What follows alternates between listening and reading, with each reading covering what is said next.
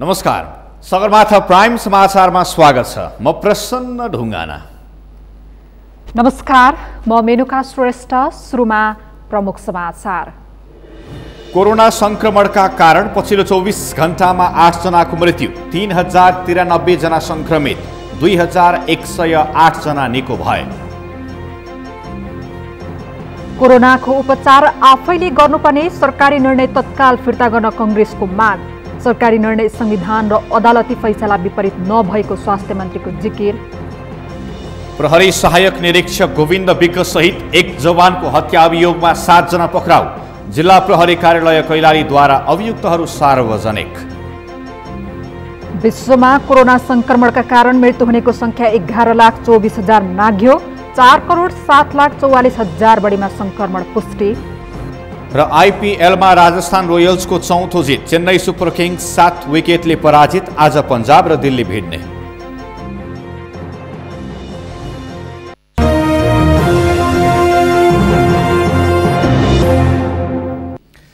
Sagarmatha prime समाचार अब विस्तारमा। नेपालमा आज मात्रै थप 3093 जनामा कोरोना संक्रमण पुष्टि भएको छ।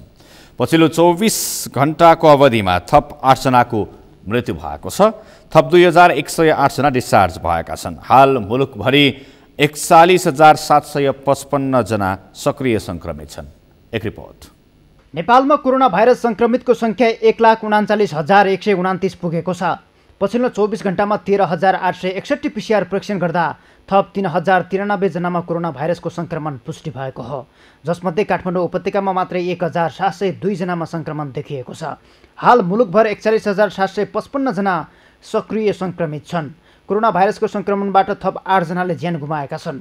कुल संक्रमित मध्ये हालसम्म 765 जनाको मृत्यु भएको छ।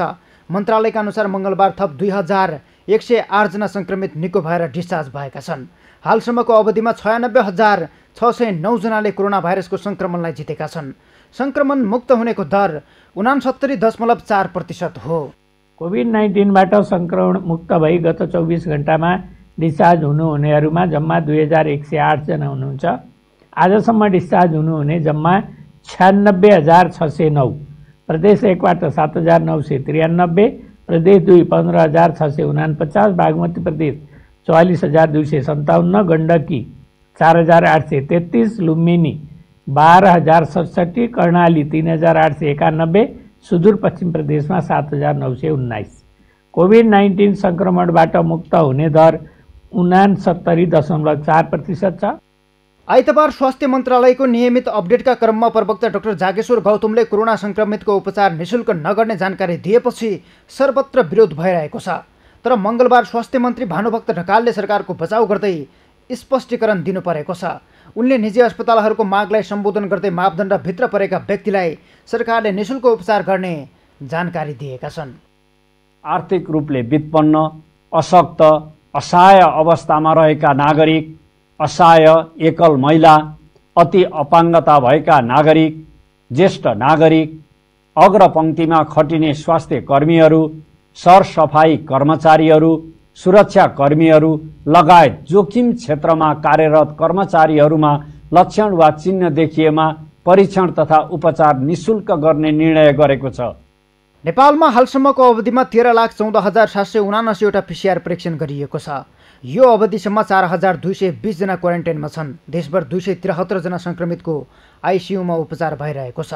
यस्तै भेन्टिलेटरमा 78 जनाले उपचार गराइरहेका छन्। सगरमाथा टेलिभिजनका लागि सन्तोष विके थापा, काठमाडौँ। स्वास्थ्य मन्त्री भानुभक्त ढकालले कोरोना रोकथाम तथा नियन्त्रणका लागि सरकारले गरेका निर्णय संविधान र अदालतको फैसला विपरीत नभएको स्पष्ट पार्नु भएको छ। आज मन्त्रालयको नियमित पत्रकार सम्मेलनमा मन्त्री ढकालले कोरोना रोकथाम तथा नियन्त्रणका लागि सरकारले गरेका निर्णयहरू नागरिकको संवैधानिक हक र अदालतको फैसला विपरीत नभएको बताउनु भएको हो। मन्त्री ढकालले संविधान र कानुन अनुसार नै कोरोना संक्रमितको उपचार तथा कोरोना नियन्त्रणका लागि कार्यविधिहरू बनाइएको उल्लेख गर्नुभयो। गुणस्तरीय स्वास्थ्य सेवामा नागरिकको पहुँच सहज बनाउन जनताको चाहना र माग अनुसार नै निजी क्षेत्रसँगको साझेदारीमा शुल्क तिर्न सक्नेहरूका लागि सशुल्क सेवा उपलब्ध गराउन आवश्यक भएको उहाँले बताउनुभयो। मन्त्री ढकालले कोरोनाबाट मृत्यु हुने व्यक्तिको शव स्थानीय प्रशासनसँगको समन्वयमा नेपाली सेनाले व्यवस्थापन गर्ने नीतिमा कुनै परिवर्तन नभएको पनि जानकारी दिनुभयो। निजी क्षेत्रको समझदारी र साझेदारीमा शुल्क तिर्न सक्ने व्यक्तिहरूका लागि सशुल्क सेवा उपलब्ध गराउन आवश्यक ठानी यी कदमहरू चालिएका हुन्। कोभिड-19 को कारणबाट मृत्यु भएका व्यक्तिको शव व्यवस्थापन स्वास्थ्य तथा जनसङ्ख्या मन्त्रालयले तोकेको शव व्यवस्थापन सम्बन्धी प्रोटोकल 2077 बमोजिम स्थानीय प्रशासनको समन्वयमा नेपाली सेनाले गर्ने नीतिमा कुनै परिवर्तन भएको छैन। उहाँले कोरोना संक्रमणको महामारीको विषम परिस्थितिमा दशैं तिहार लगायतका चाडपर्वहरू मनाउँदा विशेष सावधानी अपनाएर मनाउन आग्रह गर्नुभयो। मन्त्री ढकालले कोरोना विरुद्धको महामारीमा अग्रपङ्क्तिमा खटिएका चिकित्सक तथा स्वास्थ्यकर्मीप्रति सम्मान व्यक्त गर्दै बिरामीको स्वास्थ्य लाभको कामना समेत गर्नुभयो। सरकारले कोरोना भाइरस संक्रमितको उपचार दायित्वबाट हात उठाएपछि चौतर्फी आलोचना भएको छ। आधारभूत स्वास्थ्य सेवा नागरिकको मौलिक हक भनी संविधानमा उल्लेख गरिए पनि सरकारले कानुनी व्यवस्था तथा सर्वोच्च अदालतको आदेश विपरीत कदम चालेको हो। तर केही मापदण्डभित्र पर्ने व्यक्तिहरूलाई भने निःशुल्क उपचारको व्यवस्था कायमै रहेको सरकारी भनाइ छ। सन्तोष बिके थापाको रिपोर्ट। कोरोना भाइरसको संक्रमण देशका सबै भेग र स्थानहरूमा फैलिएको अवस्थामा सरकारले प्रेक्षणदेखि उपचारसम्मको खर्च बिरामी आफैले बेहोर्नुपर्ने भन्दै उपचारको दायित्वबाट हात झिकेपछि सर्वत्र सरकारको विरोध भइरहेको छ। सङ्कटका बेला आफ्ना नागरिकको अभिभावकत्व लिनुपर्ने सरकार आफ्नो दायित्वबाट भाग्न खोज्नु गैर जिम्मेवारीपन र अपराध सरह नै भएको जनस्वास्थ्यविदहरू बताउँछन्। सरकारले भने आर्थिक रूपमा विपन्न, अशक्त, असहाय अवस्थामा रहेका नागरिक, असहाय एकल महिला, अति अपाङ्गता भएका नागरिक, ज्येष्ठ नागरिक, अग्रपन्थीमा खटिने स्वास्थ्यकर्मी, सफाई कर्मचारी, सुरक्षाकर्मी लगायतको लक्षण देखिए मात्र परीक्षण र उपचार निःशुल्क गर्ने निर्णय गरेको छ। यो मापदण्डभित्रका व्यक्तिले निःशुल्क उपचार पाउन परिचय पत्र र सिफारिसको प्रक्रिया पुरा गर्नुपर्नेछ। तर सोमबार सरकारका प्रवक्ताले नागरिकको उपचारबाट सरकार पछि नहटेको दाबी गर्दै घुमाउरो पारामा उपचार निःशुल्क गर्न नसक्ने जानकारी दिए। सबैलाई उपचारको सुविधा र उपलब्ध गराएको हुन्छ। विशेषतः प्राथमिकता उपचारको निम्ति विपन्न वर्ग, आर्थिक रूपमा विपन्न वर्ग, असहाय, अशक्त, एकल महिला, अपाङ्गता, ज्येष्ठ नागरिक र विशेष रूपमा यी वर्गको निम्ति निःशुल्क उपचारको व्यवस्था गरिएको छ। राज्यले कसैलाई उपचारबाट वञ्चित नगर्ने नीति लिएको छ। यसअघि नै कोरोना संक्रमितको उपचार निःशुल्क गर्न सर्वोच्च अदालतले आदेश नै जारी गरेको थियो। तर त्यसकै केही दिनपछि मन्त्री परिषदले संक्रमितको उपचार गर्न नसक्ने भन्दै निर्णय गरेको हो। कानुन र संविधान विपरीत हुँदाहुँदै पनि सरकार महामारीको अत्यास लाग्दो समयमा जिम्मेवारीबाट पन्छिन खोजेको छ। सरकारले निःशुल्क उपचारका लागि बनाएको मापदण्डको प्रक्रिया पुरा गर्दा गर्दै बिरामीको ज्यानै जान सक्ने अवस्था आउने जनस्वास्थ्यविदहरू बताउँछन्।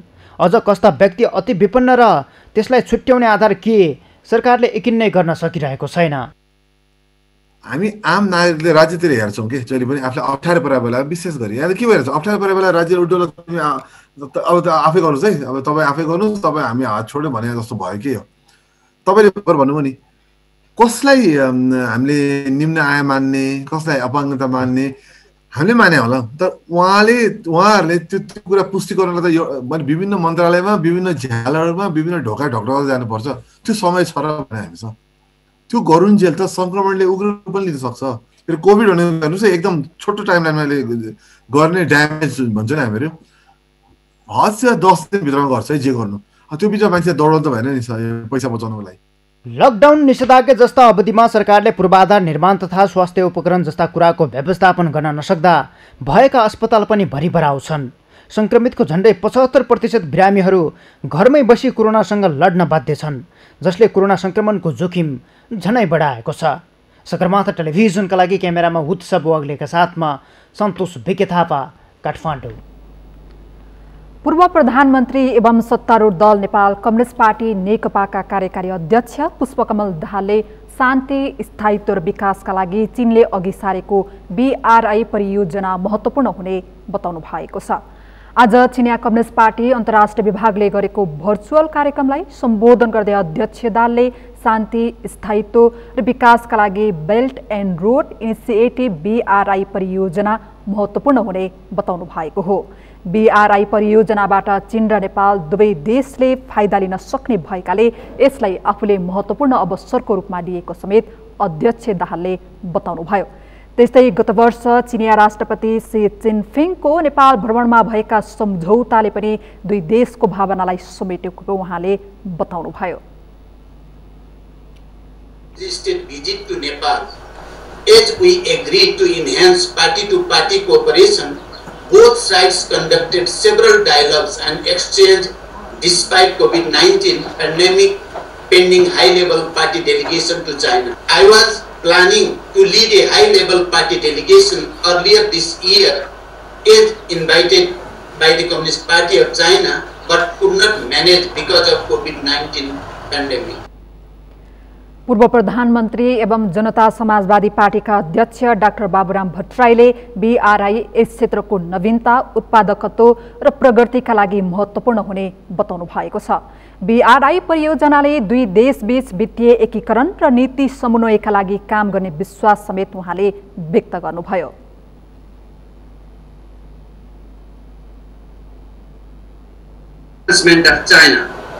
Given the prospects of financial integration and policy coordination between the two countries, BRI is an instrument for Nepal to get access to the global value chain.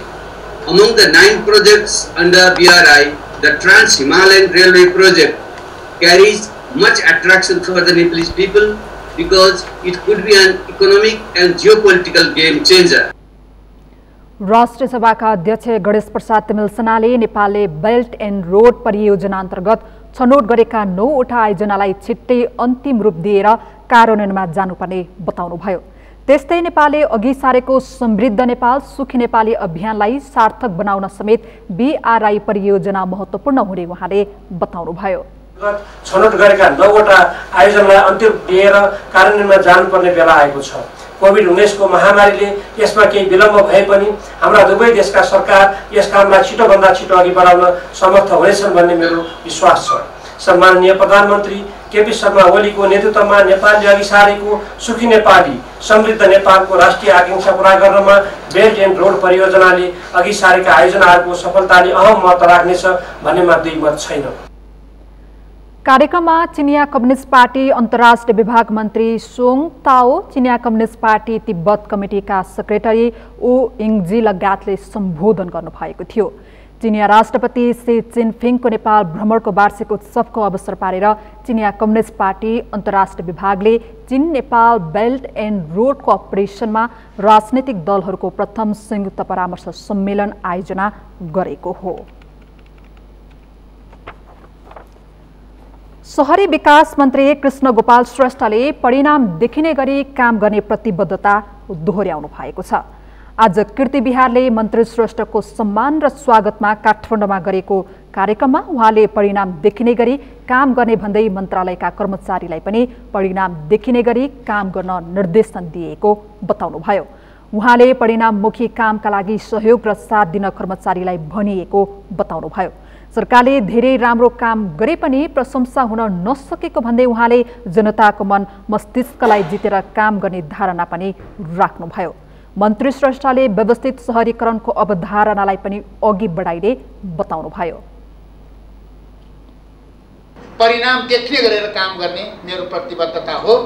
मन्त्रालयमा सारा ब्युरोक्रेटहरूलाई अगाडि राखेर म तपाईहरुका अब लामो भाषण गर्नु उपाय छैन, म काम गर्न चाहन्छु, तपाईहरुले सहयोग गर्नुस्, मलाई परिणाम चाहिन्छ। यो सरकारले धेरै राम्रो काम गरिरहेको छ। यो सरकारले धेरै राम्रो कामको कसैले पनि मतलब त्यहाँ प्रशंसा र टेक्निक गर्दैन। सरकारले कहाँ के कमजोर र नराम्रो गर्छ त्यसको बाजा बजाउँछ। त्यसको बाजा बजाएर जनताको मन मस्तिष्क फुट्टी काम गरिरहेछ। म सम्माननीय प्रधानमन्त्रीको आदेश अनुसार यस्ता खालका अनर्गल भ्रम र झुट कुरालाई पनि भगवान बुद्धलाई हृदयमा र शिरमा राखेर यस्ता कुरालाई पनि परास्त गरेर जित्ने आँट गरेर अगाडि बढ्नेछु। कार्यक्रममा बिहारका प्रतिनिधिहरूले मन्त्री श्रेष्ठलाई सफल कार्यकालको शुभकामना दिएका थिए। 352 वर्ष पुरानो रानीपोखरी र बालगोपालेश्वर मन्दिर भूकम्प गएको 5 वर्षपछि पुरानै शैलीमा पुनर्निर्माण सम्पन्न भएको छ। पुनर्निर्मित ऐतिहासिक रानीपोखरीको भोलि राष्ट्रपति विद्यादेवी भण्डारीले उद्घाटन गर्ने कार्यक्रम रहेको छ। त्यसअघि आज शहरी विकास मन्त्री कृष्ण गोपाल श्रेष्ठले रानीपोखरी र बालगोपालेश्वर मन्दिरको स्थलगत अवलोकन गर्नुभएको छ। 2072 को विनाशकारी भूकम्पका कारण रानीपोखरी र बालगोपालेश्वर मन्दिर पूर्ण रूपमा क्षति भएको थियो। तर विभिन्न अवरोध पार गर्दै रानीपोखरी र बालगोपालेश्वर मन्दिरको निर्माणले पूर्णता पाएको छ। भूकम्प गएकै वर्ष 2072 माघ 2 गते राष्ट्रिय भूकम्प दिवसका अवसरमा राष्ट्रपति भण्डारीले भूकम्पले क्षति पुर्याएको सम्पदा पुनर्निर्माणको सुरुवात रानीपोखरीबाटै गर्नुभएको थियो। सरकार र प्रधानमन्त्रीको प्रत्यक्ष निर्देशनमा रानीपोखरीको पुनर्निर्माण सम्पन्न भएको शहरी विकास मन्त्री श्रेष्ठले बताउनुभयो। सरकारलाई केन्द्र बनाएर आएको भूकम्पले सबै ठाउँमा क्षति गर्दै जाने क्रममा काठमाडौँको यो रानीपोखरीको चाहिँ मन्दिर पनि क्षत भयो। आजभन्दा 5 वर्ष अगाडि क्षत भएको यो रानीपोखरीलाई एउटा पुरानै रूप मात्रै होइन, अहिले नयाँ रूपमा यो रानीपोखरीलाई चाहिँ नि जुन ढङ्गले चाहिँ बाहिर ल्याउन सफल भएको छ। यो रानीपोखरी पुनर्निर्माणको लागि सम्माननीय राष्ट्रपतिजी स्वयं पनि यो रानीपोखरी पुनर्निर्माणको बारेमा चिन्ता लिएर यो रानीपोखरीको महत्त्वको बारेमा जसरी सम्माननीय राष्ट्रपति श्रीमती विद्यादेवी भण्डारीज्यूले नै जुन खालको चाहिँ चासो चिन्ता राख्नुभयो र उहाँ स्वयं उपस्थित भएर यसको शिलान्यास गर्नुभयो। प्रताप मल्लका छोरा चक्र बत्रेन्द्र मल्लको निधनपछि रानीको चित्त बुझाउन विक्रम सम्वत 1727 मा रानीपोखरीको निर्माण गरिएको शिलालेखमा उल्लेख छ। पोखरीका बीचमा त्यसैबेला बालगोपालेश्वर मन्दिर स्थापना गरिएको थियो। राजाले आफ्ना छोरा चक्र बत्रेन्द्रकै सम्झनामा यो पोखरी बनाएका हुन्। जनता समाजवादी पार्टी नेपालले डाक्टर बाबुराम भट्टराईलाई संघीय परिषदको अध्यक्ष बनाएको छ। सोमबारदेखि बसेको जसपाको केन्द्रीय कार्यकारिणी समितिको बैठकले डाक्टर भट्टराईलाई संघीय परिषदको अध्यक्ष बनाउने निर्णय गरेको हो। बैठकपछि आज पत्रकारहरूसँग कुरा गर्दै जसपाका नेता गंगानारायण श्रेष्ठले डाक्टर भट्टराईलाई संघीय परिषद अध्यक्ष बनाउने निर्णय भएको बताउनुभयो। त्यस्तै बैठकले संघीय परिषदसँगै 801 सदस्यीय केन्द्रीय समिति समेत गठन गरेको छ।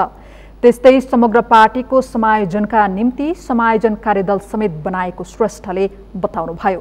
त्यसबाहेक विधानलाई परिमार्जन गर्ने र विधानमा आधारित नियमावली समेत पारित गर्ने काम बैठकले गरेको छ।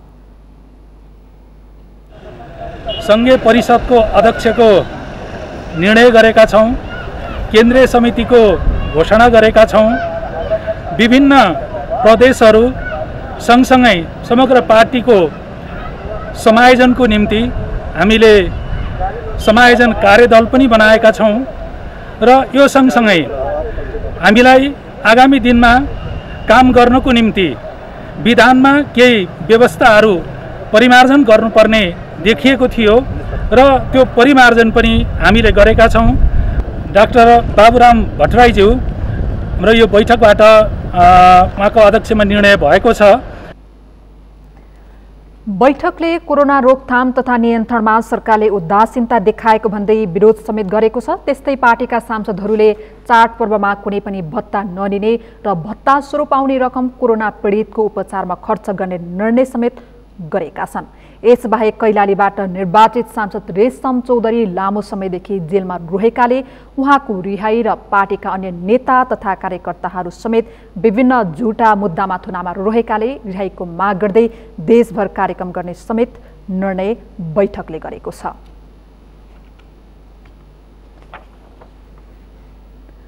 सगरमाथा प्राइम समाचारमा अब एकैछिन विश्रामपछि प्रहरी सहायक निरीक्षक गोविन्द विक्क सहित एक जवानको हत्या अभियोगमा 7 जना पक्राउ।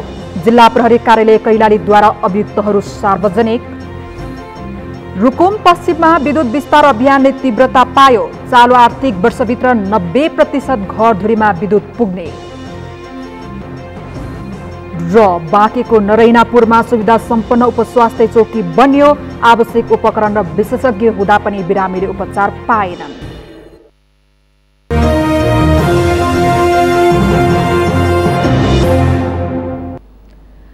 विश्रामपछि सगरमाथा प्राइम समाचारमा स्वागत छ। अब बाँकी समाचार।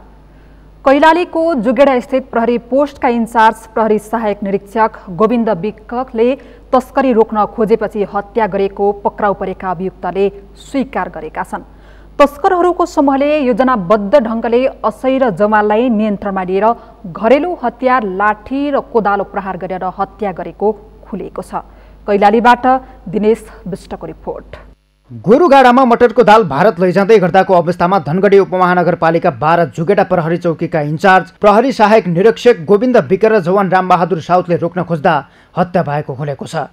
तस्करी रोक्न खोजेपछि हत्या गरेर मोहना नदीमा भगाइदिएको पक्राउ परेका अभियुक्तले प्रहरी समक्ष बयान दिएका छन्। जिल्ला प्रहरी कार्यालय कैलालीले पत्रकार सम्मेलन गर्दै उनीहरूले तस्करी गरेर ल्याएको सामान बरामद गर्न खोजेपछि प्रहरीमाथि हमला गरेको स्वीकार गरेको बताएको छ।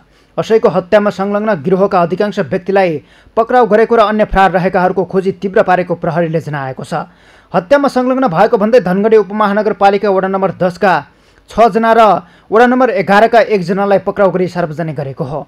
हत्यामा संलग्न भनी सार्वजनिक गरिएकामा वडा नम्बर 10 का 31 वर्षीय पर्कु भनिने रोहित राणा, 20 वर्षीय राजेन्द्र राणा, 30 वर्षीय चोर भनिने सुरेश राणा, 25 वर्षीय गब्बर भनिने राजकुमार राणा, 22 वर्षीय राम निवास राणा, 29 वर्षीय टल्लु भनिने दलराम राणा र वडा नम्बर 11 का गोपाल भनिने राम गोपाल राणा पक्राउ परेका छन्।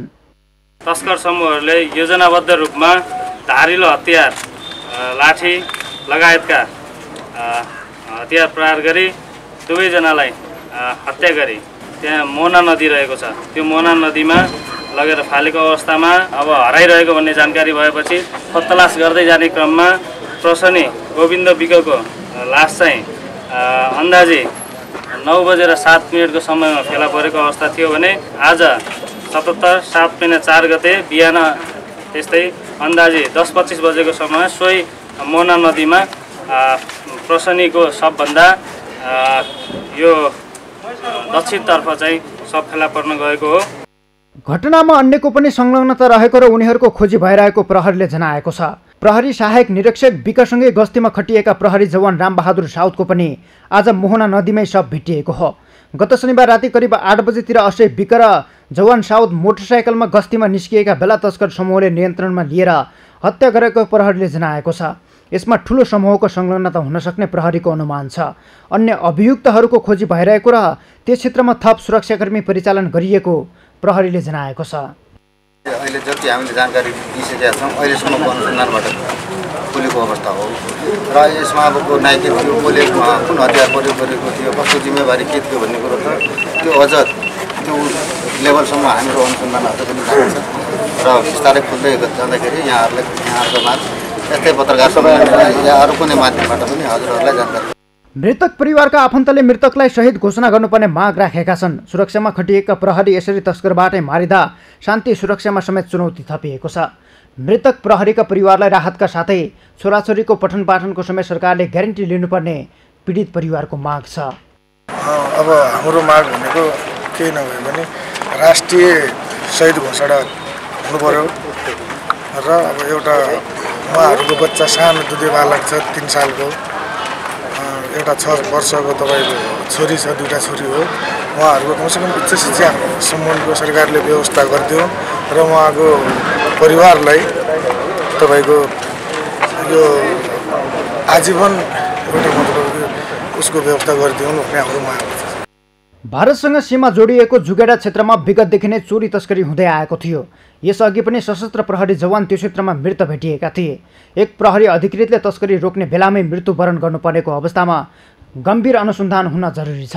सगरमाथा टेलिभिजनका लागि कैलालीबाट दिनेश विष्टको रिपोर्ट।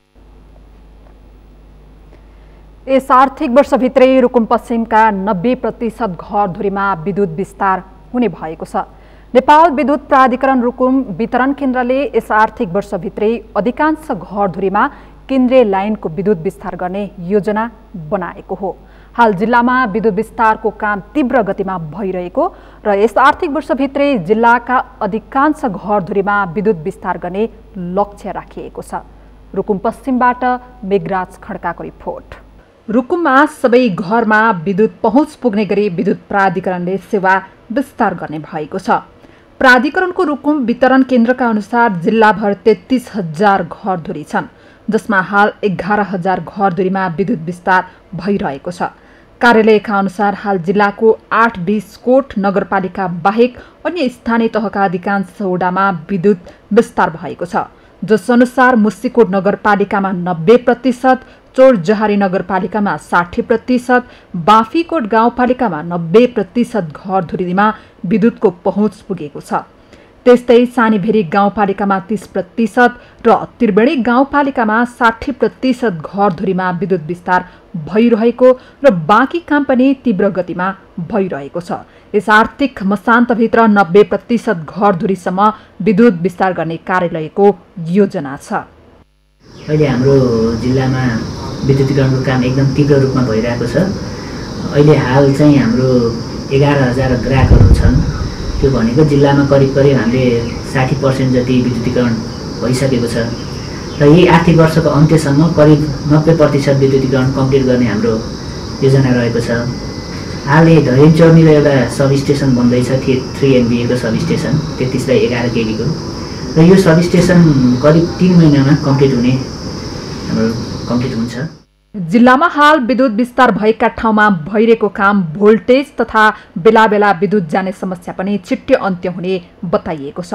रुकुम पश्चिमको धैरेनी चोरमा विद्युत सब स्टेसनको काम अन्तिम चरणमा पुगेकोले त्यस निर्माण सम्पन्न भएपछि विद्युतका धेरै समस्याहरू समाधान हुने बताइएको छ। रुकुम पश्चिम र रुकुम पूर्वका उपभोक्तालाई लक्षित गरी निर्माण गर्न लागि 3 MVA क्षमता भएको सब स्टेसनको काम अन्तिम चरणमा पुगेको हो। जिल्लामै पहिलो पटक केन्द्रीय प्रसारणको विद्युत सब स्टेसन निर्माण भइरहेकाले अब नियमित रूपमा बत्ती बाल्न पाइने आशा स्थानीयको छ। रुकुममा अहिले चाहिँ नयाँ सब स्टेसन स्थापना भइरहेछ भन्ने कुरा सुन्ने छ हैन। अब त्योभन्दा पहिले चाहिँ अब विद्युत चाहिँ रुकुममा अनियमित भइरहेको थियो, कतिखेर आउने कतिखेर जाने, अब त्यो विभिन्न कारणले गर्दा पावर पनि अप डाउन भइरहेको थियो। अहिले चाहिँ अब सब स्टेसन स्थापना भएपछि रुकुममा चाहिँ नियमित रूपमा बत्ती चाहिँ आउँछ भन्ने हामीले आश गरेका छौँ हैन।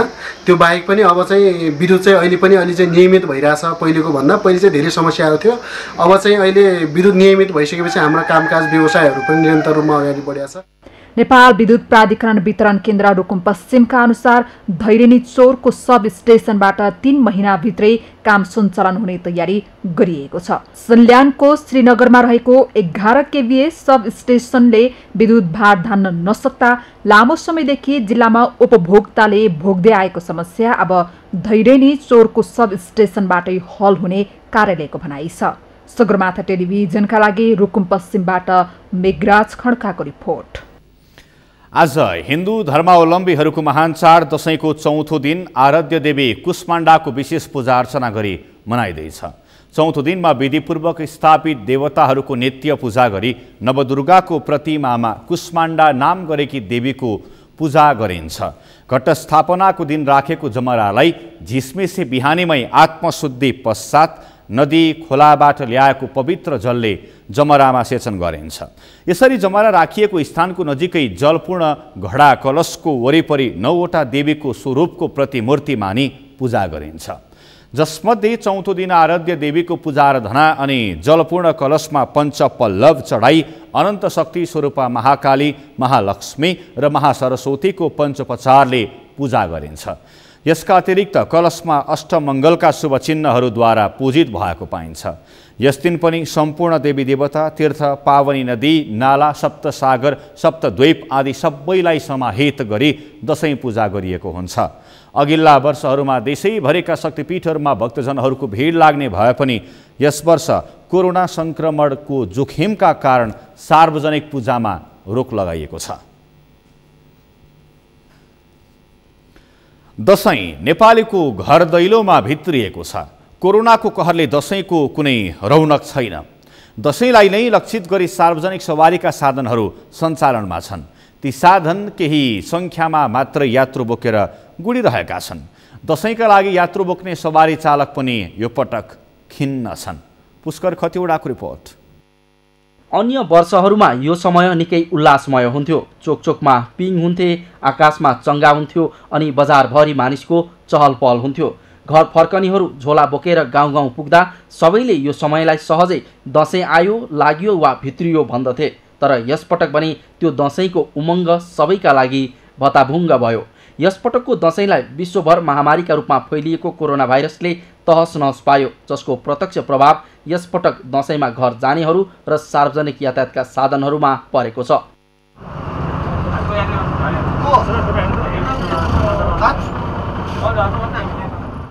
अघिल्ला वर्षहरूमा यो समय काठमाडौँ उपत्यकाबाट गन्तव्य जिल्ला जानेहरूले टिकट पाउन हम्मे पर्दथ्यो, तर यसपटक टिकट त परको कुरा, दसैँमा घर जानेको सङ्ख्या नै निकै कम छ।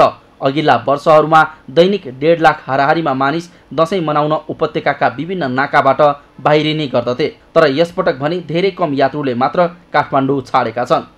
यो अहिले चाहिँ दसैँ तिहार छठको सम्मुखमा उपत्यकाबाट बाहिर जाने यात्रुहरूको रेसियोलाई हेर्ने हो भने गत वर्षको तुलनामा अहिले धेरै कमी छ र दैनिक रूपमा चाहिँ हामीले हेर्दा गत हप्ताबाट मात्रै बिस्तारै बाहिर जाने सङ्ख्या बढिरहेको छ। दैनिक चाहिँ आउने र जानेलाई घटाएर हेर्दा चाहिँ दैनिक 5-6 हजारको सङ्ख्यामा बाहिर जाने बढी भइराखेको छ। मङ्गलबार दसैँको चौथो दिन, यस दिनसम्म अघिल्ला वर्षहरूमा नियमित दसैँ लक्षित थपिएका बसहरूमा समेत खचाखच यात्रु उपत्यका छाडेर गृह जिल्ला जाने गर्दथे, तर यसपटक कोरोना कहरले धेरैले जो जहाँ छन् त्यही दसैँ मनाउने योजना बनाएको देखिन्छ। त्यसैले त सवारी खाली सिटसहित गुडिरहेका छन्। कोरोना कहरका बीच अहिलेसम्म उपत्यकाबाट दसैँमा घर फर्कनेको सङ्ख्या कति पुग्यो? असोज महिनाभरिमा चाहिँ 6 लाख जति यात्रुहरू चाहिँ बाहिरिएको छ र त्यस्तै भित्रिएको सङ्ख्या पनि छ र यसरी हेर्दा चाहिँ हामीले गत वर्ष यही अवधिमा 80-85 हजारको सङ्ख्यामा बाहिरिने सङ्ख्या हामीले हाम्रो रेकर्डमा देखिन्छ भने अहिले यही टाइममा चाहिँ त्यसको 1/4 मात्रै बाहिरिने र भित्रिनेको चाहिँ रेसियो देखिन्छ। यसको मतलब के हो भने कि गत सालको तुलनामा चाहिँ अहिलेको मोबिलिटी लगभग 1/4ले चाहिँ कमी भएको देखिन्छ। कोरोना सङ्क्रमण बढिरहँदा चाडपर्व नजिकिनु पूर्व नै धेरैले उपत्यका छाडेर गृह जिल्ला पुगिसकेका छन्। अझ सङ्क्रमणको जोखिमले सार्वजनिक यातायातमा यात्रा नगर्ने पनि धेरै छन्। अब दसैँको बेला कोरोनाको हटस्पट बनेको काठमाडौँ उपत्यकाबाट गाउँ जाने यात्रुले अलिक बढी सचेत हुनुपर्नेछ। आफू सङ्क्रमित भएर गाउँ जाँदा घर परिवार तथा गाउँका अन्य व्यक्तिमा समेत सङ्क्रमणको सम्भावना हुन्छ। त्यसैले गाउँ जाने यात्रु र गाउँबाट फर्किने यात्रुले समेत आफूलाई सुरक्षित राख्न अधिकतम प्रयास गर्नुपर्छ। यसतर्फ सरकारी चासो समेत उच्च हुनुपर्दछ। हरेक वर्ष चाहिँ यस वर्ष पनि सबैको घरमा खुसी र उमङ्ग छाओस् हाम्रो कामना छ। सगरमाथा टेलिभिजनका लागि पुष्कर कतिवटा, काठमाडौँ। सरकारले सबै प्रकारका यात्रुवाहक सवारी साधनमा पूर्ण क्षमतामा यात्रु राखी सञ्चालन गर्न पाउने निर्णय गरेसँगै प्रशासन कार्यालयले स्वास्थ्य मापदण्ड पालना भए नभएको अनुगमन गरेको छ। आज जिल्ला प्रशासन कार्यालय काठमाडौँको अनुगमन टोलीले काठमाडौँको कोटेश्वर, गौशाला लगायतका क्षेत्रमा सार्वजनिक यातायातमा रहेका यात्रु तथा चालकहरूले स्वास्थ्य मापदण्ड पालना गरे नगरेको बारे अनुगमन गरेको हो। अनुगमनका क्रममा मास्क नलगाइकन सार्वजनिक यातायातको प्रयोग गर्नेलाई रु 100 जरिवाना पनि गरिएको थियो। त्यस्तै यात्रुबाट तोके भन्दा बढी भाडा लिने सवारी साधनलाई पनि कारबाही गरिएको जिल्ला प्रशासन कार्यालय काठमाडौँका प्रशासकीय अधिकृत विष्णुराज बेलवासेले जानकारी दिनुभयो। अनुगमनका क्रममा कोटेश्वरमा रहेको बस काउन्टरमा यात्रुको अवस्था, भाडा दर लगायतका बारेमा जानकारी लिएको उहाँले बताउनुभयो। विगतमा पनि धेरै पैसाहरू असुली गरे भन्ने गुनासो पनि सुनेको र यसपालि पनि त सुनेको हुनाले हामी जिल्ला प्रशासन कार्यालयबाट यातायात व्यवस्था विभागबाट र नेपाल प्रहरी, ट्राफिक प्रहरी सबै मिलेर संयुक्त रूपमा हामीले लङ रुटका र सर्ट रुटका काठमाडौँ भ्यालीभित्र पनि र काठमाडौँदेखि बाहिर जाने गाडीहरूलाई चेकिङ गरिरहेका छौँ, अनुगमन गरिरहेका छौँ। चाडबाडमा हुन सक्ने ठगीका साथै कोरोना महामारीमा जनताको जीवनयापनलाई सहज बनाउनका लागि निरन्तर अनुगमन गरिने प्रशासन कार्यालयले जनाएको छ।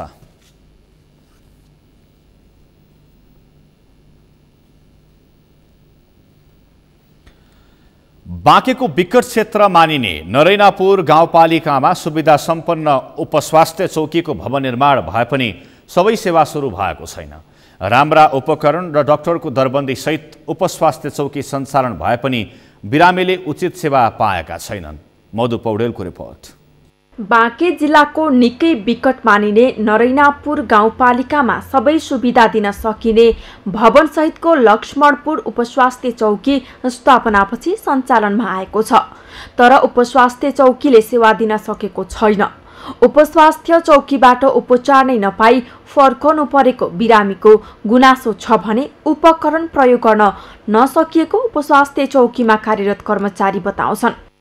यहाँ त समस्या त्यस्तो खास केही छैन सर। प्राथमिक स्वास्थ्य केन्द्रको लेभलमा हेर्दाखेरि अब अलिकति त्यो हाम्रो ल्याब सञ्चालनमा अलिक त्रुटि भएछ त्यति मात्र। अरू त सबै सेवा सुविधा एकदम राम्रो भएछ सर। बिरामी आउने जस्तै प्रेसरहरूको बिरामी छन्, डायबिटिसको बिरामी छन्, अरू कम्युनिकेबल डिजिजहरू छन्, इपिडेमोलोजीहरू छ, मेटर्निटी वार्डतिर छ। अनि यो सर तपाईँको जस्तै फ्र्याक्चरहरू भयो यसको पनि भयो, अनि डेन्टलहरू भयो। गाउँपालिकामा स्वास्थ्य सम्बन्धी सुविधाहरू दिन थालेपछि स्थानीय सेवाग्राहीहरू खुसी देखिन्छन्। पहिला बाँकेको नेपालगञ्ज, फतेपुर तथा छिमेकी मुलुक भारतमा जाने गरेको भए तापनि अहिले त्यो समस्या नभएको उनीहरू बताउँछन्। दबाईहरू लिइरहेछौँ, राम्ररी नै लिइरहेछौँ। पहिला अब हामी फतेपुर जान्थ्यौँ, हिँड्दै जान्थ्यौँ, अहिले हामी यहीँ लिइरहेछौँ। सहज भएको छ, सहज भइरहेको छ। अब पहिला डेलिभरी अब यहाँ हुन्थेन, अब डेलिभरी यहीँ हुन्छ, जाने बित्तिकै हामीको डेलिभरी पनि हुन्छ। केही न केही राहत त मिल्छ, जस्तै केही भएन भने समस्या भएपछि भनिदिन्छ कि नेपालमा लैजानुहोस् भन्छ। गाउँमा भौतिक पूर्वाधारको विकासले गति लिएको भन्दै सामाजिक क्षेत्रमा काम गर्ने सङ्घ संस्थाले अब शिक्षा, स्वास्थ्य लगायत अत्यावश्यक क्षेत्रको विकासमा लाग्नुपर्ने बताउँदै आएका छन्। विभिन्न पूर्वाधारहरू छन्। हेर्नुहोस्, नरैनापुरमा ठुलो बिल्डिङ छ, प्राथमिक स्वास्थ्य केन्द्रको अवस्था छ, एकदमै राम्रो बनाएको छ, सबैको छ। जनशक्तिहरूको दरबन्दी छ, तर त्यहाँ चाहिँ आवश्यकता अनुसारको दक्ष जनशक्तिको कमी र त्यसपछि चिकित्सकको चाहिँ अभावका कारणले चाहिँ र यहाँ चाहिँ हुनुपर्ने जुन स्वास्थ्यको एउटा मापदण्ड अनुसारको चाहिँ सेवाहरू चाहिँ प्रदान नभएर चाहिँ यहाँका नागरिकहरू चाहिँ त्यहाँ चाहिँ स्थानीय जनप्रतिनिधिले पनि विकास निर्माणसँगै अन्य कामलाई प्राथमिकतामा राखेको बताउँदै आएका छन्। उनीहरूले गाउँपालिकामा निर्माण भएको उपस्वास्थ्य चौकीको सेवा प्रभावकारी बनाउन थप कदम चाल्ने बताएका छन्। पहिलादेखि केही न केही सुधार भएछ, लेकिन हाम्रो जुन सोच छ कि नरैनापुरको जुन हाम्रो जनता छ त्यो सानो कामको लागि नेपाल जानुपर्छ। जसरी हाम्रो पिएचसी बनाएको छ, त्यसमा अहिले ल्याबको सिस्टम अहिले भएको छैन। अब ल्याब आएपछि एकदम जाँचै हुनु पर्थ्यो। डाक्टर त आइसक्यो, प्रगतिमा जो छ अहिले सिस्टमै छैन। जसरी हस्पिटलमा इक्विपमेन्टको धेरै कमी छ, त्यसको लागि पैसा यो साल दिएको हो प्रदेशले, लेकिन पैसा बिल्डिङको लागि दिएको।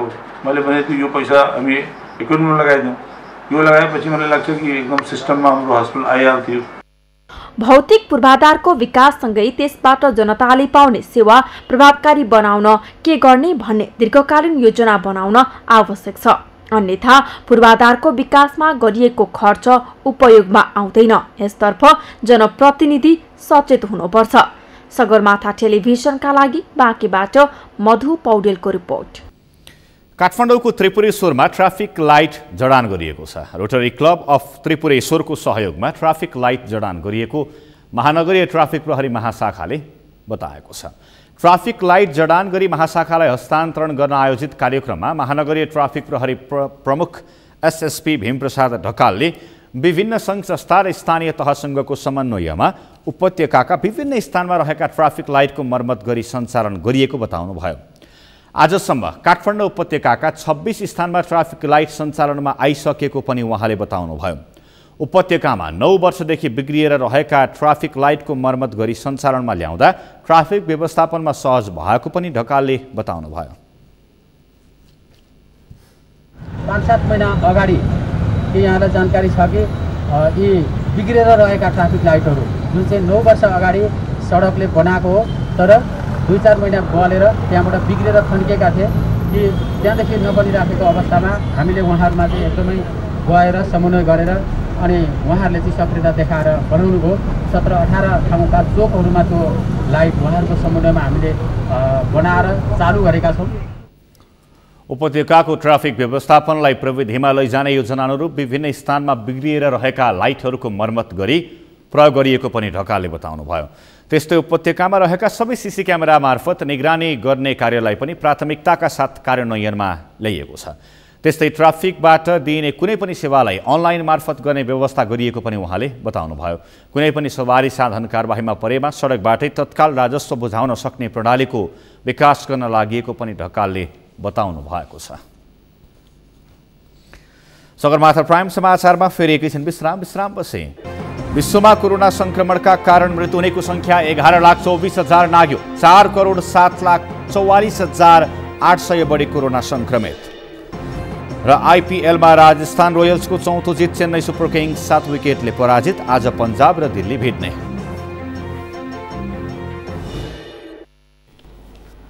अब पालो अर्थ समाचारको। अर्थ समाचारका प्रायोजक हो आफ्नो विश्वास हो त्रिशक्ति सिमेन्ट। कोरोना कहरले बन्द भएको लमजुङको स्मार्ट भिलेज घलेगाउँ होमस्टे आन्तरिक र बाह्य पर्यटकका लागि खुल्ला गरिएको छ। कोरोनाको जोखिमलाई मध्यनजर गर्दै खुल्ला गरिएको घलेगाउँमा अहिले पनि 8-10 जना पर्यटक पुग्ने गरेका छन्। लमजुङबाट शान्ता कमलीको रिपोर्ट। लमजुङको घलेगाउँमा पर्यटकीय चहल पहल सुरु भएको छ। कोरोना कहरले बन्द भएको लमजुङको स्मार्ट भिलेज घलेगाउँ होमस्टे आन्तरिक र बाह्य पर्यटकका लागि खुल्ला गरिएको हो। कोरोनाको जोखिमलाई मध्यनजर गर्दै खुल्ला गरिएको घलेगाउँमा अहिले पनि 8-10 जना पर्यटक पुग्ने गरेका छन्। जुन 4 महिनासम्म चाहिँ नेपाल सरकारले लकडाउन गर्यो, त्यो लकडाउनभित्र चाहिँ हाम्रो धेरै कुराहरूमा चाहिँ असर गर्यो हाम्रो। किनभने घलेगाउँले सबै व्यावसायिक रूपमा चाहिँ ग्रामीण पर्यटन नै भएको कारणले हाम्रो चाहिँ ठमाइ के भयो भने अब हामी बन्दाबन्दी कुरा मात्रै हाम्रो चाहिँ त्यसको मूल समस्या होइन। अब अरू विकल्पहरू खोल्नुपर्छ भनेर हामीले ग्रामीण पर्यटकको बैठक बसेर धेरै हाम्रो पर्यटक सबै होमस्टे भएको मान्छेले भेला गरेर छलफल गरेर पर्यटकका लागि घलेगाउँले आफ्नै नियम बनाएको छ। उच्च स्वास्थ्य मापदण्डसहित पर्यटकलाई घलेगाउँले स्वागत गर्नेछ। त्यसका लागि पर्यटकले अनिवार्य मास्कको प्रयोग गर्नुपर्ने र पिसिआर परीक्षणको नेगेटिभ रिपोर्ट हुनुपर्ने मापदण्ड तोकेको छ। हामीले सबैले हाम्रो चाहिँ गाउँलेहरूको एउटा हाम्रो चाहिँ मूल आर्थिक मेरुदण्ड भन्ने ग्रामीण पर्यटन हो। यसलाई नै हामीले लानुपर्छ भनेर हामीले सोचेको थियौँ। हामी त्यसैमा निर्भर छौँ। अब यसरी गयो भने मर्ने भन्दा बोल हुन्थ्यो। अब त्यस्तै तपाईँले यस्तो आउँछ भनेर बस्दाखेरि त मान्छे त भोकै हुने हो। त्यस कारण चाहिँ हामीले चाहिँ यसलाई मध्यनजर राखेर हाम्रो धेरै आर्थिक कुरामा चाहिँ घलेगाउँ डाउनलोड भयो हुनाले अब आर्थिक विकासको उन्नतिको समृद्धिको निम्ति पनि हामीले हाम्रो चाहिँ होमस्टेहरूलाई व्यवस्थित ढङ्गले पर्यटक आगमन खुल्ला गरिएसँगै जिल्लाभित्र र जिल्ला बाहिरका पर्यटक पनि आउन थालेका छन्। 12 घरबाट सुरु गरिएको होमस्टे हाल 34 घरमा सञ्चालन गरिएको छ। समुद्री सतहदेखि करिब 2100 मिटरको उचाइको घलेगाउँमा 2057 सालबाट पर्यटन प्रवर्धनका कार्यक्रमसहित होमस्टे सञ्चालनमा ल्याइएको थियो। पर्यटकीय सेवा सुविधा, स्थानीय कला संस्कृतिको प्रवर्धन तथा गतिविधि होमस्टे कार्यक्रममा समुदायको संलग्नताले स्वदेशी तथा विदेशी पर्यटकको रोजाइमा घलेगाउँ परेको छ। घलेगाउँमा नमुना चिया बगान, फ्राङ्गारिक खेती, परम्परागत गुरुङ सङ्ग्रहालय, हिमाली दृश्यावलोकन, सुधारिएको होमस्टे रहेको छ। हिमालको काखको घलेगाउँबाट माछापुच्छ्रे, अन्नपूर्ण, लमजुङ हिमाल, हिमालचोली, मनास्लो, बुद्ध, गाङदीचुली हिमाल, गणेश लगायतका दर्जन हिमश्रृङ्खला अवलोकन गर्न सकिन्छ। सगरमाथा टेलिभिजनका लागि लमजुङबाट शान्ता कमलीको रिपोर्ट। यो सँगै हामी सगरमाथा प्राइम समाचारको अन्त्यमा छौँ। अन्त्यमा प्रमुख समाचार फेरि एकपटक। कोरोना संक्रमणका कारण पछिल्लो 24 घण्टामा 8 जनाको मृत्यु, 3093 जना संक्रमित, 2108 जना निको भए। कोरोनाको उपचार आफैले गर्नुपर्ने सरकारी निर्णय तत्काल फिर्ता गर्न कांग्रेसको माग। सरकारी निर्णय संविधान र अदालती फैसला विपरीत नभएको स्वास्थ्य मन्त्रीको जिकिर। प्रहरी सहायक निरीक्षक गोविन्द विक सहित 1 जवानको हत्या अभियोगमा 7 जना पक्राउ। जिल्ला प्रहरी कार्यालय कैलालीद्वारा अभियुक्तहरू सार्वजनिक। विश्वमा कोरोना संक्रमणका कारण मृत्यु हुनेको संख्या 11,24,000 नाघ्यो। 4,07,44,000 बढीमा संक्रमण पुष्टि। र आइपिएलमा राजस्थान रोयल्सको चौथो जित। चेन्नई सुपर किङ्स 7 विकेटले पराजित। आज पन्जाब र दिल्ली भिड्ने।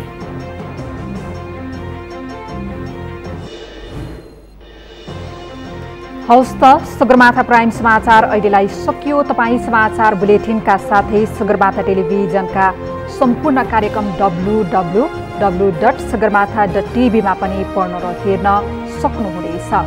साथै युट्युबमा youtube.com/sagarmatha.tv नेपालमा हेर्न सक्नुहुनेछ।